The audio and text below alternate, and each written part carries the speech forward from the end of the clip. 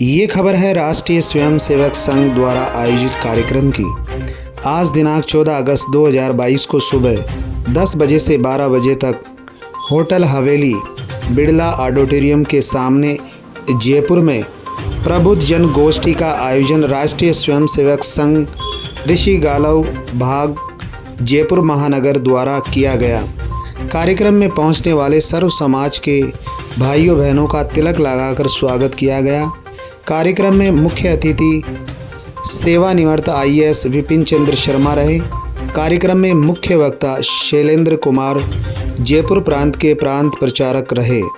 शैलेंद्र कुमार ने प्रबुद्ध जन गोष्ठी में देश के गौरव में इतिहास द्वारा सभी भाइयों बहनों को अपने देश की सर्वश्रेष्ठ सभ्यता और संस्कृति की शानदारी जानकारी देकर हर्षित और गौरवान्वित किया।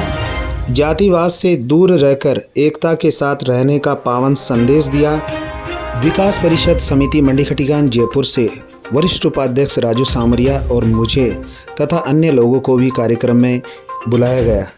सुल्तान अपने सिर पर रामचरितमानस लेकर के मुरारी बापू की कथा में वो शोभा यात्रा में निकल रहे हैं, तो भारत वंशियों का, भारत के लोगों की धाक पूरे विश्व में बढ़ रही है। अपने देश के प्रधानमंत्री से मिलने के लिए लोग लाइन में लगे हैं। चीन के विदेश मंत्री भारत आए और अपने देश के प्रधानमंत्री जैसे मिलना चाहते थे, विदेश मंत्री से मिले, लेकिन उनको मिलने का समय नहीं दिया गया। कभी भारत की स्थिति ये थी कि अपने देश के प्रधानमंत्री अरुणाचल में जा रहे थे, तो वहां भारत की महिला राजदूत को रात के 2:30 बजे चीनी राजनयिक जगा करके उनको आपत्ति दर्ज कराई जाती है कि आप इसको बंद करें, और वहां उनको नहीं जाने दें। उसी अरुणाचल में आज बिल्कुल सीमा पर सड़क का भी निर्माण हो गया है, एयरपोर्ट का भी निर्माण हो गया है और तिरंगा भी फहराता है। तो अनेक विषयों में हम बहुत आगे बढ़ रहे हैं। भारत का स्वाभिमान जग रहा है। आज देश की स्वतंत्रता के 75 वर्ष हो गए हैं, लेकिन अपना तंत्र भी नहीं विकसित हुआ। आज चाहे न्याय व्यवस्था हो, चाहे शासन व्यवस्था हो, चाहे वो जो महात्मा गांधी जी की स्वराज व्यवस्था थी, उस विषय में अब भी हम उसी प्रकार से चल रहे हैं। आज भी न्यायालय के सारे निर्णय अंग्रेजी में आते हैं। प्रमुख न्यायाधीश उन्होंने भी कहा धीरे धीरे इसका भारतीकरण होना चाहिए। 2014 में 14,000 से अधिक ऐसे कानून जो काल बाह्य हो गए हैं, जिनकी प्रासंगिकता समाप्त हो गई है, उनको हटाना पड़ा। तो इन सब विषयों पर वास्तव में विचार करने की आवश्यकता है। हम कैसे अपना स्वदेशी का तंत्र खड़ा हो, कैसे अपने भाषा में, भूषा में और अपनी न्याय व्यवस्था, शासन व्यवस्था, इन सब में भी धीरे धीरे भारतीयता कैसे आए, अपने विचारों की चीजें कैसे लागू हो। प्रारंभ में जो शासन व्यवस्था आई, जो शिक्षा व्यवस्था में लोग आए, उनको भारतीयता में, यहाँ की प्राचीनता में गर्व नहीं था, लेकिन अब धीरे धीरे इस विषय पर लोग जागरूक हो रहे हैं। अनेक इस विषय में पिक्चर भी बन रही हैं, मूवी भी बन रही हैं, बहुत सारे शोध भी हो रहे हैं।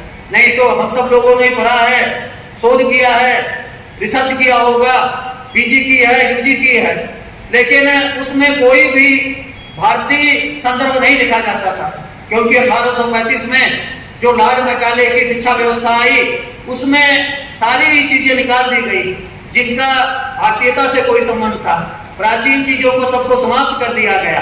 तो हर प्राचीन चीज अच्छी है ऐसा नहीं, लेकिन जो बातें अच्छी हैं उसको आगे स्वीकार करके, विशेष रूप से जब हम स्वतंत्रता के 100 वर्ष मनाएंगे, आगे 25 वर्षों में हम ये विशेष, आगे हमारे सामने युवा पीढ़ी बैठी है, वो उस समय कुछ करने की स्थिति में होंगे।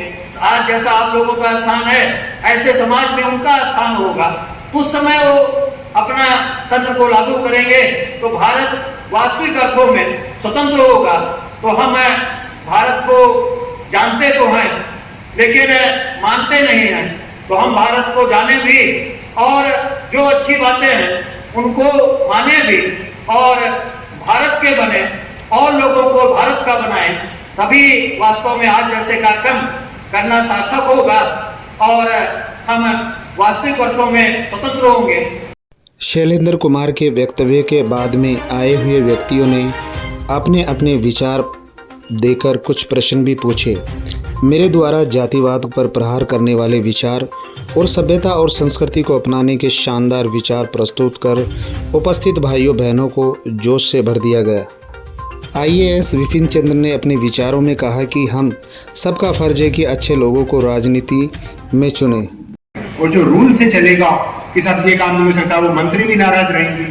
तो अब आप देखो कि क्यों नहीं, जैसे अमेरिका में भले लोग सक्सेसफुल होते हैं तो यहाँ पर चलता पुर्जा क्यों सक्सेसफुल हो। तो आप जो हैं आप सही व्यक्तियों को, आरएसएस में तो सब व्यक्ति सही हैं ही, लेकिन आप और ऑर्गेनाइजेशंस में जब आप एमएलए का सिलेक्शन दें तो अच्छे लोगों को लें, और यही आपसे आग्रह। भाग संचालक अशोक जैन ने आए हुए सभी भाइयों बहनों का आभार व्यक्त किया। आदरणीय मुख्य अतिथि जी श्री विपिन जी शर्मा से, जिन्होंने अपना बहुमूल्य समय निकालकर हमारे आग्रह पर यहाँ पधारे, बहुत बहुत धन्यवाद। और जैसा भी आपने अपने विचार भी प्रकट किए कि आगे से, क्योंकि अब आप सेवानिवृत्त भी हो गए हैं, आगे से संघ के साथ सक्रिय रूप से आपकी भागीदारी निश्चित रहेगी और आपके अनुभवों का हमको लाभ मिलेगा। और आप यहाँ आए हुए सभी प्रबुद्धजन आज इस कार्यक्रम पर पधारे, बहुत अच्छा हुआ, अच्छा सुना, लोगों ने कहा कि अच्छा लगा। लेकिन केवल अच्छा लगने से ही नहीं होगा, हमारी सक्रिय भागीदारी भी रहनी चाहिए, तब तो यहाँ आने का फायदा होगा। नहीं तो हम यहाँ आए हुए चले गए, केवल इतना ही रहेगा। उन्हें आप सभी लोगों का बहुत बहुत धन्यवाद। ये स्थान जिन लोगों ने हमको उपलब्ध कराया कार्यक्रम करने के लिए, वहाँ के मालिक और यहाँ के कर्मचारियों को भी हम धन्यवाद देते हैं, जिन्होंने यह की बहुत अच्छी व्यवस्था की। आज इस कार्यक्रम में पधारे हुए सभी महानुभावों को एक पुस्तक भेंट की जाएगी। इस पुस्तक का शीर्षक है स्वराज, स्वाधीनता और स्वतंत्रता। इस पुस्तक का लेखन श्रीमान हनुमान सिंह जी ने किया है। आप राजस्थान के शैक्षणिक प्रौद्योगिकी विभाग में शैक्षणिक अनुसंधान अधिकारी के रूप में कार्यरत रहे हैं। आपकी राष्ट्रीय एवं सामाजिक विषयों पर अनेक पुस्तकें प्रकाशित हुई है। इस पुस्तक में स्वाधीनता और स्वतंत्रता में अंतर पर व्यापक प्रकाश डाला गया है। जब हम वैभवशाली थे, यानी अपना स्वयं का तंत्र था, तब भारत कैसा था, और मुगलों एवं अंग्रेजों के आक्रमण के बाद उनके द्वारा हमारे स्वयं के तंत्र को नष्ट कर हमारे ऊपर थोपे गए तंत्र के कारण आज देश कैसा है, इस पर तथ्यात्मक जानकारी देने का प्रयास लेखक ने किया है। हम स्वाधीन तो हो गए, लेकिन आज भी स्वतंत्र नहीं है। इस प्रकार का विमर्श स्वाधीनता के 75वें वर्ष पर प्रबुद्ध वर्ग में खड़ा करने में यह पुस्तक एक दिशा प्रदान कर सकती है। आज आवश्यकता है अपने भारत को वैभवशाली भारत बनाने के लिए हमारी अर्थव्यवस्था, न्याय व्यवस्था, राजनीतिक व्यवस्था, हमारी शिक्षा प्रणाली, इन सभी विषयों पर स्वयं पर आधारित जीवन दृष्टि को ध्यान में रखकर इसकी पुनर्रचना करने की। कार्यक्रम के पश्चात जब आप पधारेंगे तो बाहर इस पुस्तक को आपको भेंट करने के लिए कार्यकर्ता खड़े हैं। कृपया उनसे यह पुस्तक स्वीकार कर आप अवश्य अध्ययन करेंगे तथा भारत को स्वाधीनता से स्वतंत्रता की ओर बढ़ाने के लिए समाज में व्यापक चर्चा का विषय बनाएंगे, ऐसी आपसे अपेक्षा है। अल्पाहार बाहर है, कृपया अल्पाहार करके जाएं। अभी राष्ट्रगीत होगा, उसमें हम सब खड़े हो जाएं और अल्पाहार करके पुस्तक लेके और फिर पधारें। कार्यक्रम में सभी ने मिलकर सामूहिक राष्ट्रगान किया। कार्यक्रम में आए हुए सभी भाइयों बहनों को हनुमंत सिंह द्वारा लिखित स्वराज, स्वाधीनता और स्वतंत्रता पुस्तक भेंट की गई। अल्पाहार के बाद कार्यक्रम का समापन किया गया। दिल्ली क्राइम प्रेस से मैं पत्रकार ब्रजेश कुमार नावरिया।